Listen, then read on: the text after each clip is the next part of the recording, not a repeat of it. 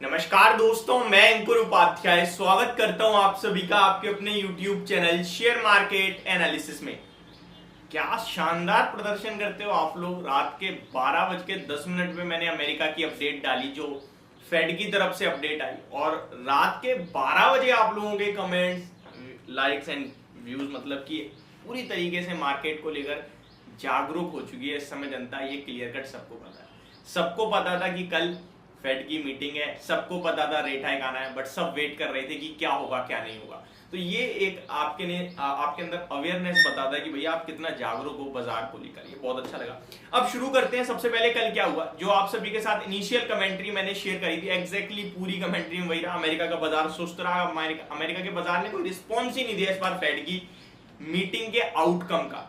25 basis point rate hike होना था, हो गया।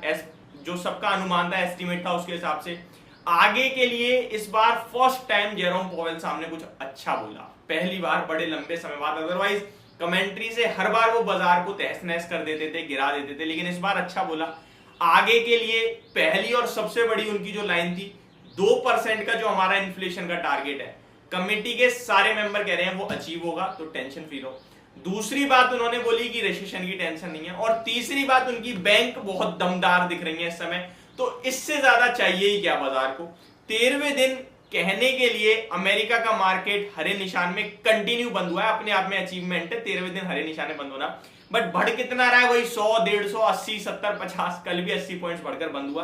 बट ओवरऑल ये फेड की मीटिंग को पूरी तरीके से थम्स अप, कुछ भी खराब नहीं हुआ यहाँ पे। लेकिन सितंबर 20 को एक और बार रेट हाइक आ सकता है, ऐसा ग्लोबल मार्केट जता रहे हैं। और फेड चेयरमैन जेरोम पॉवेल साहब ने यह बोला कि हम डाटा को देखते हुए बताएंगे रेट हाइक होगा नहीं होगा, क्या होगा क्या नहीं होगा। डाटा से उनका मतलब था, देखिए अभी ये जो जुलाई मंथ चल रहा है, अगले महीने 8-10 तारीख अगस्त तक आपके लिए जुलाई का इन्फ्लेशन आएगा। पूरे अगस्त का सितंबर 8-10 तक आपके लिए इन्फ्लेशन डाटा आ जाएगा। 15 तक तो आ ही जाता है, और 20 सितंबर को फेड की अगली मीटिंग है, ठीक है जी। तो उनके पास ये दोनों महीने का इन्फ्लेशन का डाटा हो गया। फिर वो देख पाएंगे इन्फ्लेशन बढ़ रहा है तो यार एक और रेट हाइक मार दो, नहीं बढ़ रहा तो मे भी पॉज हो जाए, कुछ भी हो सकता है।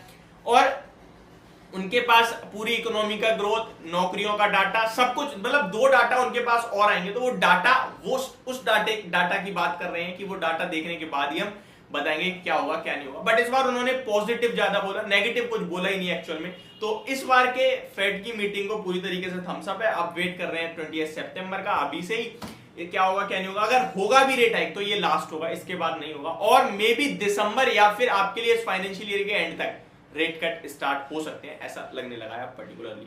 अब आ जाते हैं बाजार के ऊपर, भारतीय बाजार में। तो शुरुआत करते हैं एक बढ़िया और बेहतरीन चीज के साथ, वो है नेटवेब टेक्नोलॉजीज का आईपीओ। दमदार लिस्टिंग देखने को मिल रही है, 80% प्रीमियम के साथ स्टॉक कहीं ना कहीं लिस्ट होते हुए दिखा है। 904 के लेवल्स पे करंटली ट्रेड कर रहा है। 500 रुपए का इश्यू प्राइस था, 403 रुपए की बड़ी तेजी के साथ स्टॉक लिस्ट हुआ है बाजार में।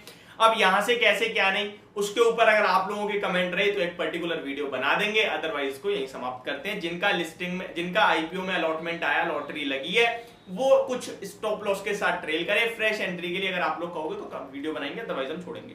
आज के सुपर डुपर हीरो है भैया फार्मा स्टॉक। फार्मा में क्या तेजी है, सिप्ला और डॉक्टर रेड्डी कल ही आपको बता दिया था, दमदार तोड़ फोड़ नंबर पेश करे हैं। और कुछ कमेंट्स थे कि भाई मैंने तो 1 महीने पहले ही सिप्ला लिया है, तो बहुत अच्छा लगा कि भैया बहुत अच्छे शेयर खरीद रहे हो। देखिए हम तो फार्मा में 3 ही स्टॉक पे बुलिश रहे हैं लाइफ टाइम। जो व्यूअर है उन्हें पता भी होगा, Cipla, Divi's lab and Abbott India, ये 3 कंपनियों को छोड़ के मैं तो फार्मा चौथा देखता भी नहीं हूं। क्यों भाई, फार्मा में कंपटीशन बहुत है और इनमें पकड़ पाना मुश्किल है। तो मेरे को चाहिए एक लॉन्ग टर्म पर्पस के लिए शेयर, तो मैं ये एक एमएनसी एबॉट इंडिया उठा ली, जिसको फर्क ही नहीं पड़ता बाजार की मंदी गिरावट से, तेजी और कहीं ना कहीं बुलिश से।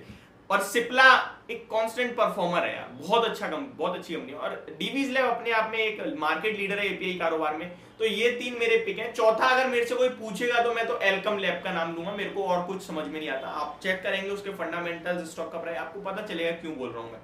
हमारे दोनों ही डीवीज लैब देखिए भैया, आपके साथ 3600, 3000, 2900, और जब ब्रोकरेज हाउस 2200 की बात कर रहे थे, आपके साथ डटे हुए थे, कह रहे थे खरीदो, बेचना मत। ये कॉन्फिडेंस होता है जो एक आम निवेशक को चाहिए, जो मैं पूरी कोशिश करता हूं आपको देने की अच्छे स्टॉक में। खराब स्टॉक में नहीं, अच्छे स्टॉक में। ये 5,000 के लिए शुरू से बोल रहा हूं और जाएगा ये शेयर। बेचना अभी भी नहीं है, बेचना अभी भी नहीं है। अभी बीच में 2-4 दिन पहले झटका लगा था 4% का, ठीक है, क्या हो गया है, बाजार है, ऊपर नीचे होता रहेगा। मेरे को आगे देखना है, मेरे को 2 साल देखना है, मेरे को पैसे बनाने से मतलब है। तो आज फिर से डिवीज लैब 2% की शानदार तेजी से 3750 हो गया, तो मुबारक हो सबको। एवरेज ऑलमोस्ट 3250 के करीब का है हमारा, तो आपको मोर देन 15% का प्रॉफिट हो रहा है, बहुत अच्छा है, ठीक है जी। अब आते हैं सिप्ला, 9% की तूफानी तेजी। बात करें अगर पूरे फार्मा की तो 2.5% फार्मा इंडेक्स ऊपर है। आज गिर रहा है ऑटो इंडेक्स, और ऑटो इंडेक्स में गिरावट के पीछे के कुछ मेन ट्रिगर्स है। एमएनएम क्यों गिर रहा है भैया? आरबीएल में, कल मैंने आपको एक कहानी बताई थी कि आरबीएल में 3.53% स्टेक खरीद रहे हैं और कह रहे हैं 9.9 तक लेंगे। तो शायद वही बाजार को पसंद नहीं आ रहा कि क्या है, क्यों ले रहे हो, क्या मतलब, तो इसलिए टूटता हुआ दिख रहा है, या फिर कुछ मैच कराने की कोशिश हो रही होगी। एक और चीज, आईटी से टेक महिंद्रा के कल नंबर्स आए, आपके साथ शेयर करा और बोला भैया खराब नंबर है, स्टॉक अगर टूटेगा तो मेरे को कोई डर नहीं है, बट हाँ लॉन्ग टर्म के लिए टेंशन नहीं लेनी, क्योंकि एलआईसी स्टेक बढ़ा रहा है, एफआई बढ़ा रहे हैं, डीआई बढ़ा रहे हैं, तो डरना नहीं है, बट गिरेगा। कमेंट है भाई, मेरे को तो लग रहा है कल गैप अप होगा, ऊपर जाने वाला है, नंबर तो खराब अच्छे हैं, आप बोलते हो गिरेगा तो बढ़ता है शेयर। लो भाई टूट गया 4.5%। मैं सिंपल सा जो दिख रहा है वो बताता हूँ, और जो दिखने के बाद कभी कभार कोई स्टॉक होता है रिजल्ट्स पे रिएक्शन नहीं देता, तो मैं वीडियो में ये भी मेंशन करता हूँ कि ये स्टॉक के नंबर अच्छे हैं पर मे भी ऊपर ना जाए, खराब है मे भी नीचे ना जाए, क्योंकि रिएक्शन नहीं देता है। टेक महिंद्रा देता है तो आपसे बोला क्लियरली नीचे जाएगा, कल टूटेगा, बर्बाद करा है कंपनी ने, बहुत खराब नंबर पेश करे हैं। मार्जिन 6-6.5% के हो गए हैं आईटी के, तो क्या करेंगे, मतलब तो टूट रहा है 4.5% नीचे। लॉन्ग टर्म के लिए अभी भी मुझे ज्यादा डर नहीं है, बट शॉर्ट टर्म में प्रॉब्लम रहेगी इस स्टॉक में। तो ये मेरी तरफ से आपके लिए अभी के लिए इतना ही। अगली वीडियो में पर्टिकुलर स्टॉक्स के साथ बात करेंगे। आप लोग अपने कमेंट्स बताते रहिए कि कौन से स्टॉक पे आपको जानकारी चाहिए। Thank you so much for watching this video. Have a great day guys.